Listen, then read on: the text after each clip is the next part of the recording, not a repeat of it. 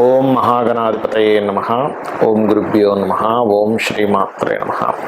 పరమేశ్వర స్వరూపమైనటువంటి జ్యోతిష, వాస్తు మరియు ఇతర అనేకమైనటువంటి శాస్త్రములను మనకు అందించినటువంటి మహర్షులకి నమస్కారం. హయగ్రీవ హయగ్రీవ హయగ్రీవేతి యో వదేత్ తస్య నిస్సరతే వాణి జన్మకన్యా ప్రవాహవత్. అరుణాం కరుణాతరంగితాక్షీం ధృతపాశాంకుశపుష్పబాణచాపాం అనిమాది విరావృతాం మయూకైః అహమిత్యేవ విభావయే భవానీం. శ్రీమాత్రే నమః. ప్రేక్షకులకి ఆ లలితాంబిక అమ్మవారి యొక్క అనుగ్రహం పరిపూర్ణంగా కలగాలని మనస్ఫూర్తి కోరుకుంటూ మనం ఈరోజు చెప్పుకోబోయే టాపిక్ ఏమిటంటే, చాలామంది వ్యాపారాలు చేస్తూ ఉంటారు. కొంతమందికి అద్భుతంగా కలిసి వస్తే మరి కొంతమంది నష్టపోతూ ఉంటారు. అదేవిధంగా ఆ వ్యాపారాల్లో కూడా కొంతమంది పార్ట్నర్షిప్స్లో చేస్తుంటారు.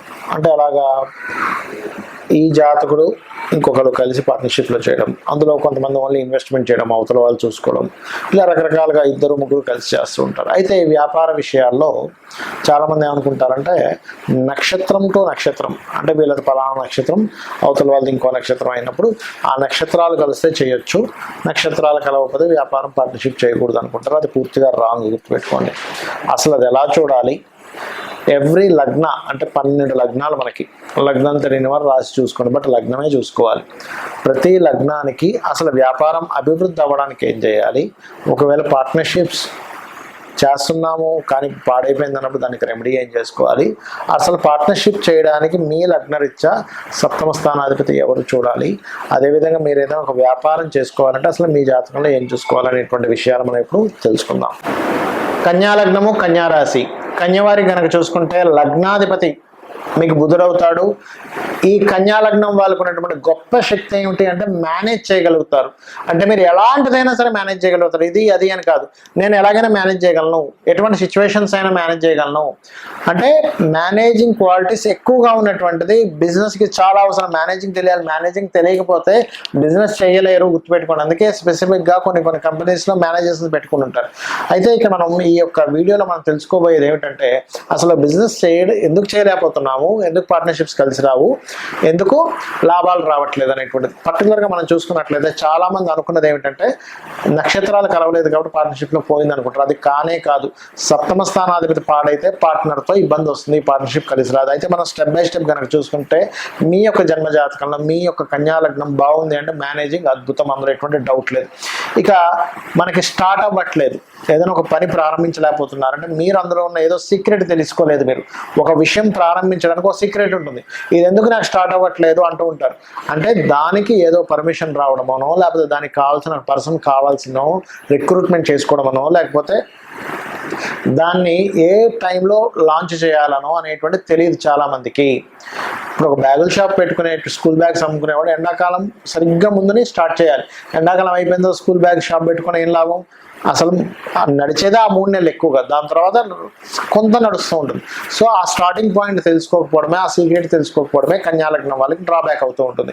కాబట్టి ఆ సీక్రెట్ ఒకటి పర్టికులర్గా తెలుసుకుంటూ, మీ యొక్క కుజుడు కనుక పాడైతే ప్రారంభం అవ్వడం కూడా కష్టమవుతుంది. కాబట్టి కుజాస్ అనే గ్రహాల దగ్గర దీపారాధన చేయండి. ఇక సప్తమాధిపతి అంటే పార్ట్నర్షిప్స్ని చెప్పేటువంటి కారకుడు మీకు గురువు అవుతాడు. కాబట్టి మీ యొక్క జూపిటర్ బాగున్నాడు కన్యా లగ్నానికి, ఖచ్చితంగా మీకు పార్ట్నర్షిప్ కలిసి వస్తుంది.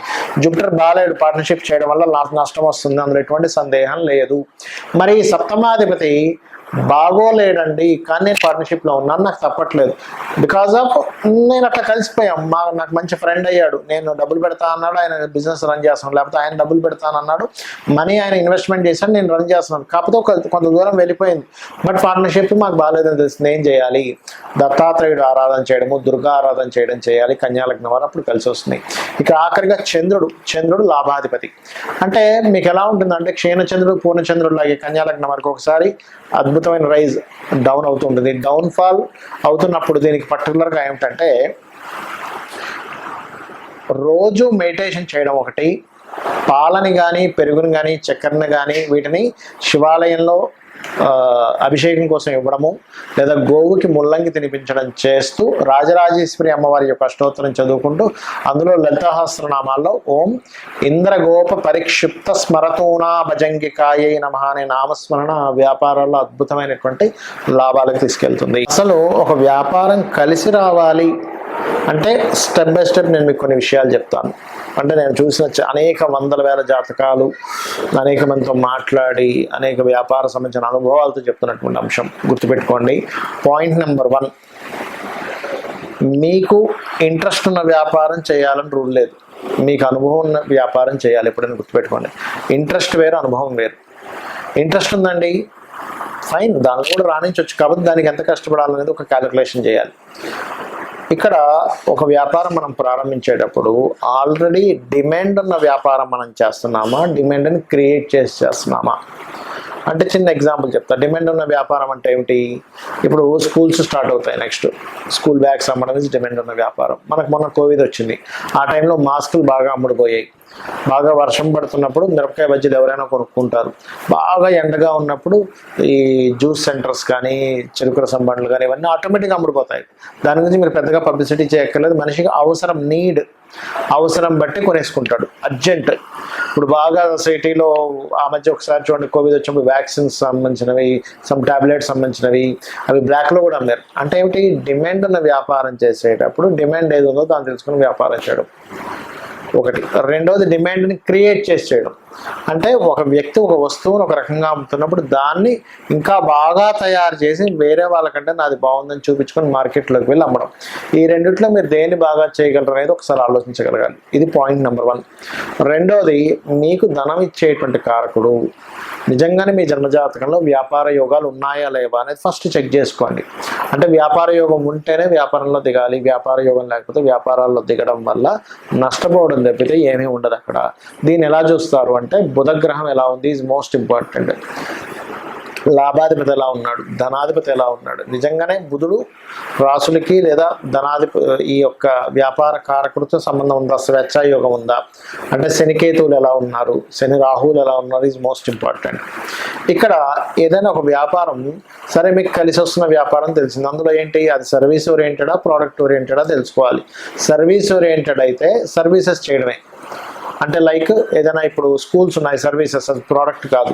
రియల్ ఎస్టేట్ సర్వీసెస్ అంటే మీరు మధ్యలో ఉండి మధ్యవర్తిగా ఎవరికైనా అమ్మిస్తున్నారు, కొనిపిస్తున్నారు, దట్ ఈస్ సర్వీస్. అట్లా సర్వీసెస్ చేసేవి. డాక్టర్ ఉన్నాడు, సర్వీస్. ఆస్ట్రాలజర్ సర్వీస్, వాస్తు కన్సల్టెంట్ సర్వీస్, లేదా ఒక జాబ్స్ పెట్టించే కన్సల్టెన్సీ పెట్టుకుంటారు, అదొక సర్వీస్ అనమాట. అదేవిధంగా ఏదైనా ఒక రెంటల్స్కి ఇస్తున్నాము. ఇప్పుడు షామియా మనకి ఇవి ఉంటాయి, ఏది ఒక వంట సామాన్లు కానీ లేకపోతే పెళ్లి సామాన్లు కానీ రెంట్లకి ఇస్తుంటారు. నువ్వు ఎనీథింగ్ నువ్వు ఒక రెంట్కి ఇచ్చి మళ్ళీ ఆ రెంట్ మీద తీసుకునేది కూడా సర్వీసెస్ కిందకే వస్తాయి.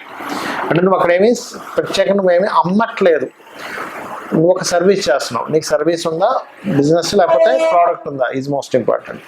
ఇవన్నీ ఒక ఎత్తు అయితే ఏ బిజినెస్ అయినా సరే దానికంటూ ఒక లెక్క ఉంటుంది. చాలామంది తెలియని విషయం ఏంటంటే, బిజినెస్ పెడతారు, నెల రోజులు చూస్తారు, 2 రోజులు చూస్తారు, అమ్మో మన వల్ల కాదు, ఇది తీసేయాల్సిందే అని ఇమ్మీడియట్లీ తీసేస్తారు. ఒక మొక్క మనం నాటినప్పుడు, ఒక విత్తనం వేసినప్పుడు ఆ విత్తనం చిగురించి పైకి రావడానికి దానికి ఒక టైం పడుతుంది. అది మొక్క అవ్వడానికి కొంత టైం పడుతుంది. దాని రక్షణను ఇవ్వాలి, దానికి ప్రొటెక్ట్ చేయాలి. ఆ మొక్కని ఏ మేకలో అవి ఇవి తినేయకుండా అది కొంచెం పెరగడానికి ఎరువులు వేయాలి. దానికి ఒక కొలమానం ఉంటుంది, 2-3 సంవత్సరాలు, 4 సంవత్సరాలు, 5 సంవత్సరాలు మనకు పండు వస్తుంది. ఆ క్యాలిక్యులేషన్ రిస్క్ తెలిసిన వాళ్ళు దాన్ని యాజ్ ఇట్ ఈస్గా ఒక రైతుకి తెలుసు. అదే మనకు చిన్నపిల్లలు అనుకోండి, రోజు ఆ విత్తనం వేసిన దగ్గర తీసి ఇంకా మొక్క రావలేదు ఏంటని చూస్తూ ఉంటుంది, మొక్కే రాదు. సో ఈ క్యాలిక్యులేషన్ ఫస్ట్ ఆఫ్ ఆల్ మీరు తెలుసుకోగలగాలి. ఇంకోటి, అనుభవం ఉన్న బిజినెస్లో ఎందుకు అన్నానంటే, అనుభవం ఏం చేస్తుందంటే, ఇప్పుడు చూడండి ఒక చిన్న ఎగ్జాంపుల్ చెప్తాను మీకు. నేను ఒక బిజినెస్ ఉంది. ఏమిటి ఆ బిజినెస్ అంటే, చిన్న ఎగ్జాంపుల్ మీకు ఏం చెప్తాను, ఒక జ్యూస్ బిజినెస్ ఉంది అనుకుందాం, లేకపోతే ఒక పాల వ్యాపారమే ఉందనుకుందాం. ఒక వ్యక్తి పాల వ్యాపారం, ఇద్దరు ఫ్రెండ్స్ పాల వ్యాపారం ప్రారంభించారు. ఒక వ్యక్తి ఏమో లక్షలు సంపాదిస్తున్నాడు, ఇంకో వ్యక్తి ఏమో అప్పులు పాలయ్యాడు. అదేంటారు, నువ్వు ఒక 50 గేదెలు తీసుకొచ్చాను, నేను 50 గేదెలు తీసుకొచ్చాను, బట్ మన ఇద్దరం ఎందుకు సక్సెస్ ఏం ఫెయిల్ అయ్యి తీసుకుంటే, ఇతనికి అనుభవం ఉంది. ఎలాంటి అనుభవం ఉంది? సక్సెస్ అయిన వ్యక్తికి ఒక గేదెని చూసినప్పుడు, ఒక ఆవుని చూసినప్పుడు ఆ దాంట్లో సెన్సిటివ్ తెలిసిపోయేది, ఇది జబ్బులో పడబోతుంది అని. అదొకటి. రెండవది, ఇక్కడ ఇతను ఓన్లీ పాలతోనే వ్యాపారం చేశాడు, కానీ మిగతా వచ్చేటువంటి వాటితో కూడా ఈయన వ్యాపారం చేశాడు. ఏంటి? ఆవులు కూడా పెంచుకొని ఆవు యొక్క గోమూత్రం అమ్మడం, ఆ పిడకల్ని కూడా అమ్మడం. దాని ఎరువులు దానికి మార్చుకోవడానికి వీటికి కూడా వ్యాపారం చేస్తారు. అంటే ఏమిటి, ఒక వ్యాపారాన్ని ఎలా చేయాలి, ఆయనకు లాస్ వస్తుంది, నాకు లాభం వస్తుంది, వాట్ ఈస్ ద రీజన్. ఇట్లాగే చాలామంది బిజినెస్లో కూడా ఏం చేస్తారు, వాళ్ళకి అవసరం లేకపోయినా స్టాఫ్ని ఎక్కువ మంది పెట్టుకుంటారు. ఆ స్టాఫ్ ఎక్కువ మంది పెట్టుకుని వాళ్ళకి శాలరీస్, ఫస్ట్లో ఎంత స్టాఫ్ కావాలి, నేను ఎంత స్టాఫ్ని రిక్రూట్ చేసుకుంటున్నా అనేటువంటి స్ట్రాటజీస్ తెలియకపోతే కూడా లాస్ వస్తుంది. రెంటల్స్, హెవీ రెంటల్స్ పెడతారు. సరే ఓకే, ఒక్కొక్క ఏరియాలో మంచి పాష్ ఏరియాస్లో హెవీ రెంటల్స్ ఉంటాయి, కానీ దాని తగ్గట్టుగా మనం ఎన్ని రోజులు భరించాలి, దాన్ని ఎన్ని రోజులు భరిస్తే దానికి ఎంత కష్టపడాలని ఒక స్ట్రాటజీ కనుక వేసుకోకపోతే మీరు బిజినెస్లో రాణించలేరు. ఫైనల్గా నేను చెప్పేది ఒకటే, ఎవరైనా బిజినెస్లో రాణించాలి, బాగా లాసుల్లో ఉన్నామన్నప్పుడు అమ్మవారి మంత్రం ఒకటి ఉంటుంది, అది చెప్తాను ఫైనల్గా. ఏంటది అంటే, ఓం ఇంద్రగోప పరిక్షిప్త స్మరతోనా భజంగికాయే నమః అనేటువంటి నామం కనుక రోజు 40 నిమిషాలు చేసుకున్నట్లయితే ఖచ్చితంగా బిజినెస్లో సక్సెస్ అవుతారు. శ్రీమాత్రే నమః.